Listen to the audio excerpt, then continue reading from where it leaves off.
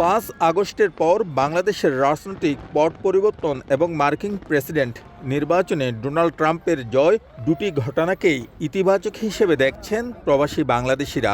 নতুন বছরে বাংলাদেশ ও বিশ্ব অর্থনীতির গতি প্রবৃদ্ধি নিয়ে নানা রকম ভাবনা তাদের। অন্তর্বর্তীকালীন সরকার যে একটা তহবিল নিতে ওনারা আমাদেরকেও ইনক্লুসিভ প্রবাসীদেরকে উনি প্রায় বলেন প্রবাসীদেরকে অনেক ইম্পর্টেন্স দিচ্ছেন।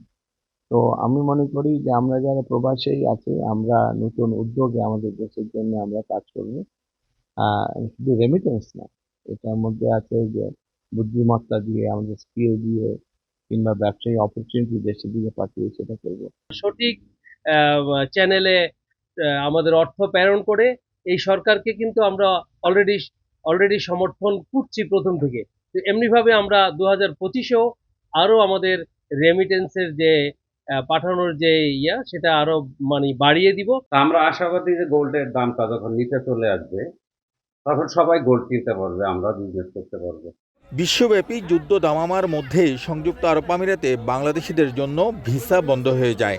এ কারণে পর্যটন ব্যবসা ব্যাপক ক্ষতির মুখে পড়ে। স্বর্ণ ব্যবসায়ীদের জন্য বছরটি ভালো ছিল না।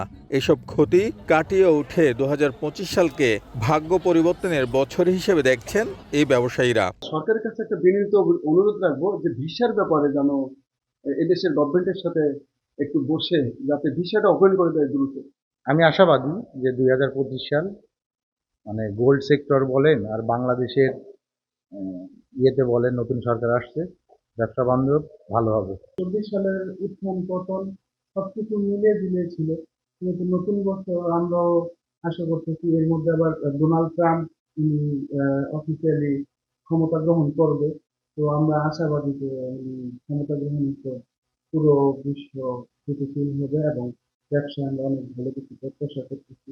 2024 নানা সংকটের বছর হলেও প্রবাসীদের জন্য ইতিবাচক দিকও ছিল।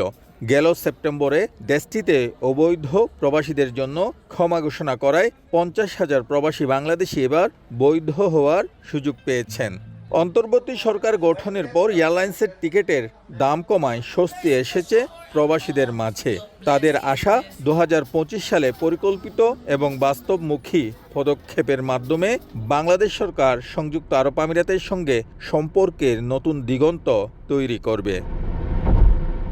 শিবলি আল সাদিক, সময় সংবাদ, সংযুক্ত আরব আমিরাত।